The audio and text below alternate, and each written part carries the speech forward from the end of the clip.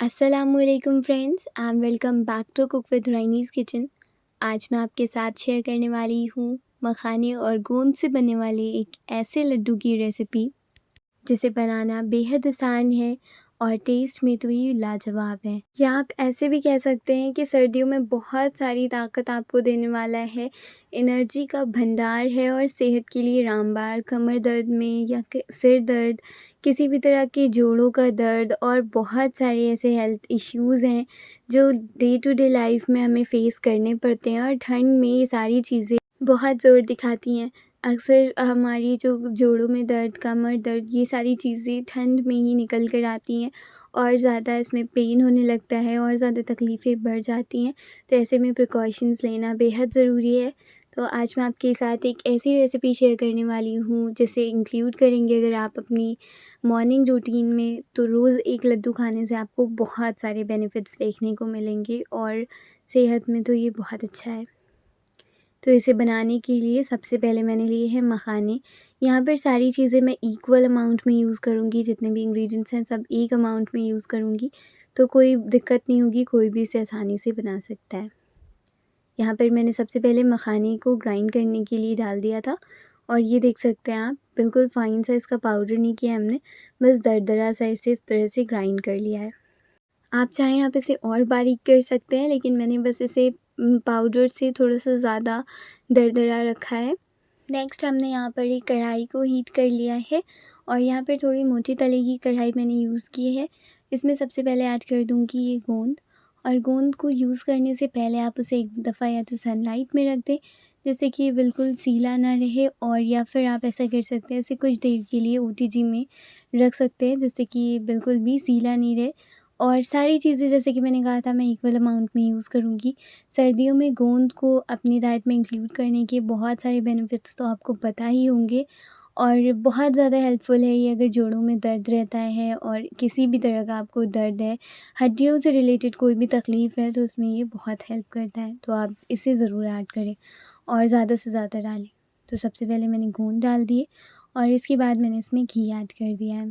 दरअसल जब ये गोंद मैंने यूज़ किया है, इससे पहले मैंने इसे सनलाइट में रखा था, लेकिन उसके बाद रेसिपी को बनाते-बनाते काफ़ी वक़्त हो गया था और जिसकी वजह से, क्योंकि मौसम में बहुत सीलन थी, इस वजह से ये बिल्कुल भी अच्छे से यहाँ पर फ्राई नहीं हो पाया है। तो यही स्टेप था जो मैं आपको पहले बता रही थी कि आपने इसे बहुत अच्छे से पहले ड्राई रोस्ट ज़रूर कर लेना है। या तो आप ओटीजी में कर लें या नॉर्मल कढ़ाई में कर लें घी ऐड करने से पहले, और या तो फिर आप इसे सनलाइट में कर लें। तो यहाँ देख सकते हैं ये थोड़े से लम्स इसमें बन गए थे, लेकिन अब मैं इसे लगा दूँगी कुछ देर के लिए ओटीजी में, जहाँ जाकर ये बिल्कुल अच्छे से फूल गया था। तो बस मैं इसे ऐसे रेडी कर लूँगी अब, क्योंकि अदर ऑप्शन हमारे पास नहीं है। तो अगर कभी ऐसी सिचुएशन आ जाती है तो आपने भी परेशान नहीं होना है और उसे हैंडल करने की कोशिश करनी है। फिर यहाँ जो मैंने कढ़ाई थी उसमें दोबारा घी ऐड कर दिया और यहाँ पर मैंने इसमें ऐड कर दिया ये मल्टीग्रेन आटा, जिसकी रेसिपी मैंने ऑलरेडी आपको प्रोवाइड की हुई है। बहुत डिमांड थी आप लोगों की, तो बस इसलिए मैंने उसे प्रोवाइड कर दिया है। बाकी लिंक मैं ऊपर आई बटन में प्रोवाइड कर दूँगी, आप ज़रूर चेक कीजिएगा। यहाँ पर मैंने हर जगह पर देसी घी का ही यूज़ किया है और आप अपनी प्रेफ़रेंस के अकॉर्डिंग जो भी यूज़ करना चाहें कर सकते हैं। लेकिन देसी घी मैंने इसलिए यूज़ किया है क्योंकि हम इसे एक जोड़ों के दर्द के लिए, हड्डियों के लिए बना रहे हैं। तो ऐसे में सारे ही इंग्रेडिएंट्स ऐसे होने चाहिए जो हमारे लिए बहुत हेल्दी हों और इन सारी चीज़ों से हमें बेनिफिट्स भी प्रोवाइड करें। और इसके साथ में ही, क्योंकि सर्दियाँ हैं, तो ऐसे में आपको घी को के अमाउंट को भी इंक्रीज़ करना है। जितना आप घी डाइट में इंक्लूड कर रहे हैं, उससे ज़्यादा आपको सर्दियों में उसे कंज़्यूम करना है।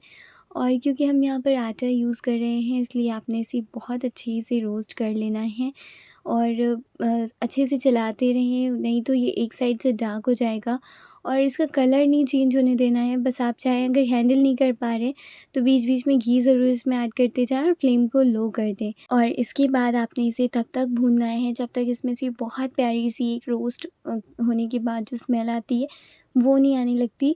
और बीच-बीच में जितना भी घी लगेगा आपने इसमें डालते जाना है थोड़ा-थोड़ा करके, और बस इसको हल्का-सा कलर चेंज होने देना है। और इक्वली, ये नहीं कि कहीं पर डार्क हो जाए और कहीं पर लाइट लाइट सा कलर आए। तो बस अब ये आटा बहुत अच्छे से कलर चेंज कर चुका है, इसमें से बहुत प्यारी सी स्मेल भी आ रही थी। इस स्टेज पर आपने इसमें ऐड कर देने हैं बाकी के इंग्रेडिएंट्स। यहाँ पर मैं इलायची पाउडर का भी इसमें यूज़ करूँगी और इलायची पाउडर ऐड कर देने के बाद आपने कर देना है फ्लेम को ऑफ़ और अच्छे से इसे कर देना है मिक्स। बिल्कुल अच्छे से जब ये मिक्स हो जाए, 1 टीस्पून मैंने यहाँ इलायची पाउडर यूज़ किया है और इसके बाद आपने इसे निकाल लेना है किसी भी परात में, जिससे कि ये हल्का सा ठंडा हो जाए और फिर हम सेम कढ़ाई को यूज़ करेंगे बाकी के इंग्रेडिएंट्स को प्रिपेयर करने के लिए। नेक्स्ट मैं यूज़ कर रही हूँ सेम अमाउंट में मैंने लिया था कोकोनट और ये बिल्कुल ड्राइड वाला था। फिर इसके बाद मैंने इसे थोड़ा-सा ग्राइंड कर लिया था और ये फ़ाइन पाउडर रेडी हो गया। ये जो लम्स आपको दिख रहे हैं ये इसके ऑयल की वजह से फ़ॉर्म हो गए हैं, अदरवाइज़ इसमें कोई लम्स नहीं है और जैसे-जैसे हम इसे रोस्ट करेंगे ये बिल्कुल लम्प फ्री हो जाएगा।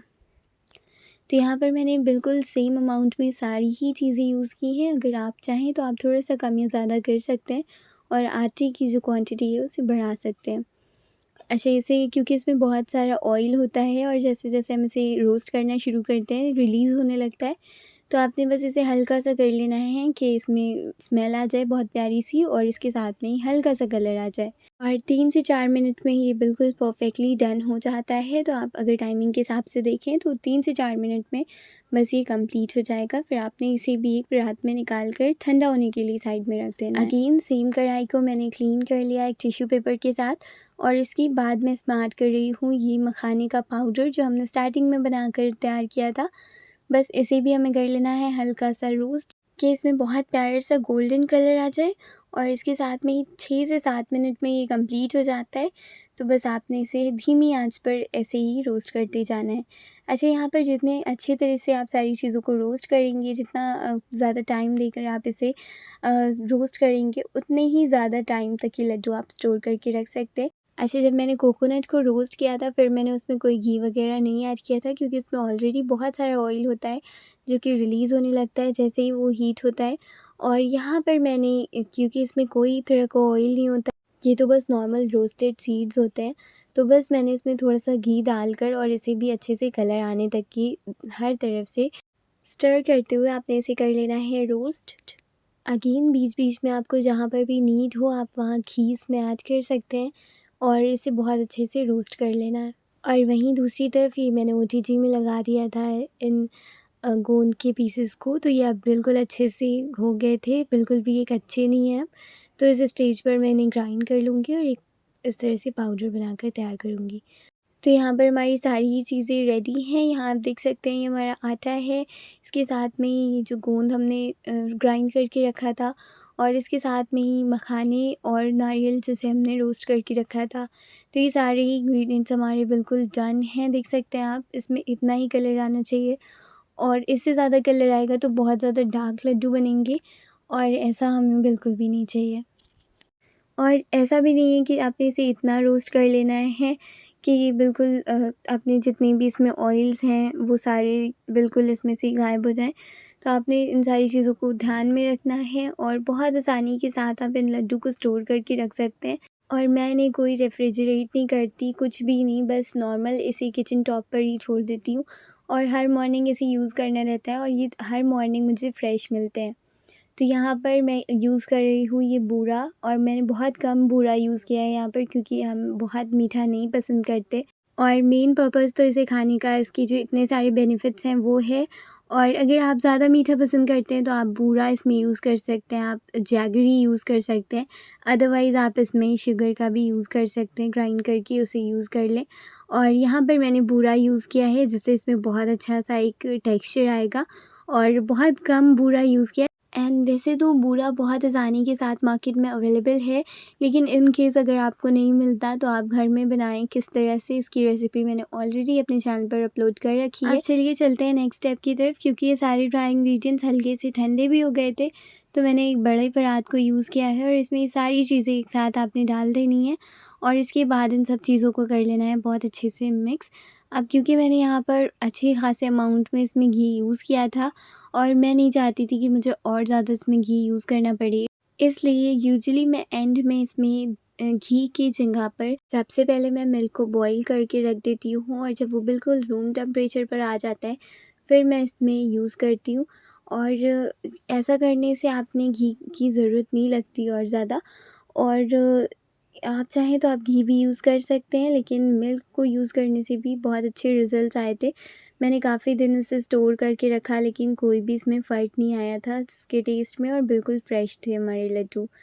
और यहाँ पर मैंने एंड में इसमें ये वाइट पेपर पाउडर ऐड किया था, तकरीबन 2 टीस्पून।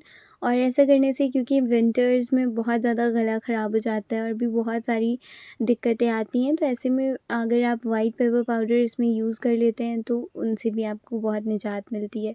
अब मैंने सारी चीज़ों को कर लेना है अच्छे से मिक्स, और हैंड्स की हेल्प से करें तो बेहतर है।